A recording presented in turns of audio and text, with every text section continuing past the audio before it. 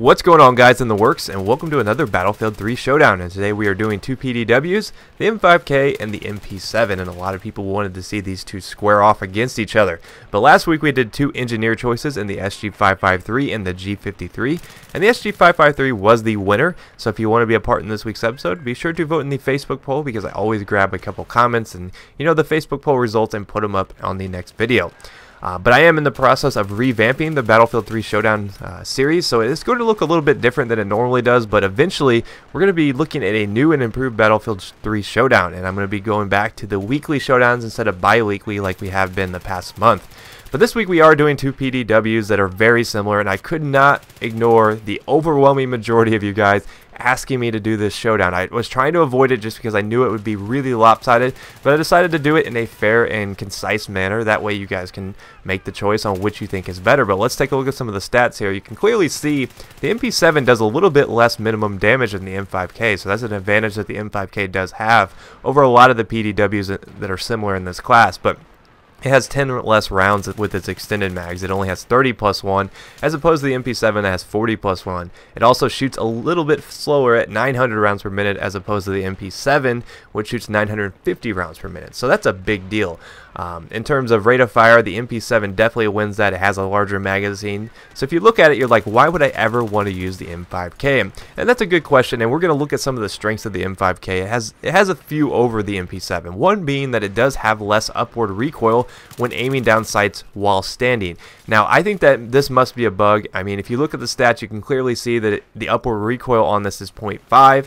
Well, if you're aiming down sights while standing and not moving, the recoil is only 0.25, so it does get a reduction while standing, and that's kind of strange. Usually going prone and crouching is different, so maybe that's something that's just unique to this weapon. Maybe it's a glitch by DICE, but it is there, so it is an advantage that goes to the M5K. Now, obviously the fire rate's going to be a big deal in the MP7. When you think of the MP7, you think of hip fire and a blazing fast rate of fire, and the MP7 is actually one of the few weapons that's appeared in this is its third showdown, and it's never lost a showdown. So I'm not so sure that the MP7 is going to lose the M5K, just because it has so many advantages over the M5K. But you're probably asking yourself at this point, how do they compare in hipfire? Because the MP7 is a notoriously good hipfire weapon. It's a hipfire machine. Very, very rarely will you ever see me try to aim down sights with the MP7, just because I think it puts you at a disadvantage. You might as well hipfire it.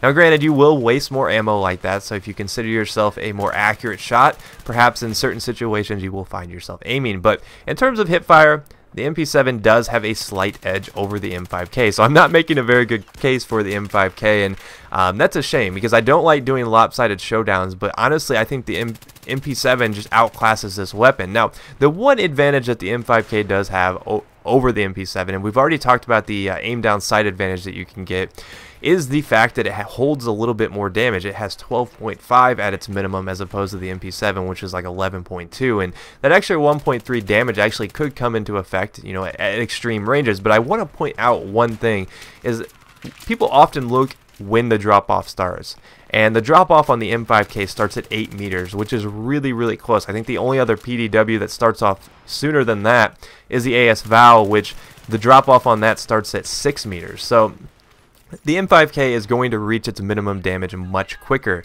whereas with the MP7 it doesn't start its drop off till about 12 meters. So you're going to hold that 20 damage much longer with the MP7. So I honestly don't think that there's a reason to use the M5K in terms of having that extra damage. I think that's one of the things that a lot of people argue for, and I just don't think that it's a really good argument for this weapon. So really, this is going to come down to personal preference. If you've had a good experience with the M5K, if you feel like it works well in your hands, then you're going to obviously have a good time with it.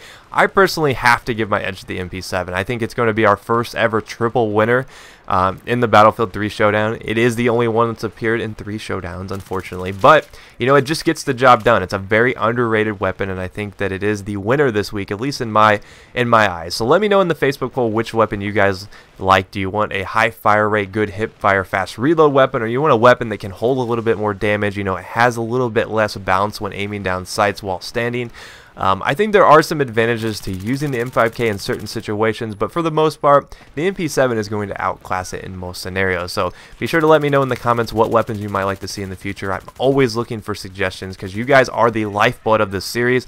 Your opinions are what matter. That's the only way this series exists. So I'm really looking for feedback this week, guys, because I am thinking about revamping the series, making it more back to the way it used to be, where we were posting more regularly. But if you missed any of the last episodes, we have a handful here that you can catch up on.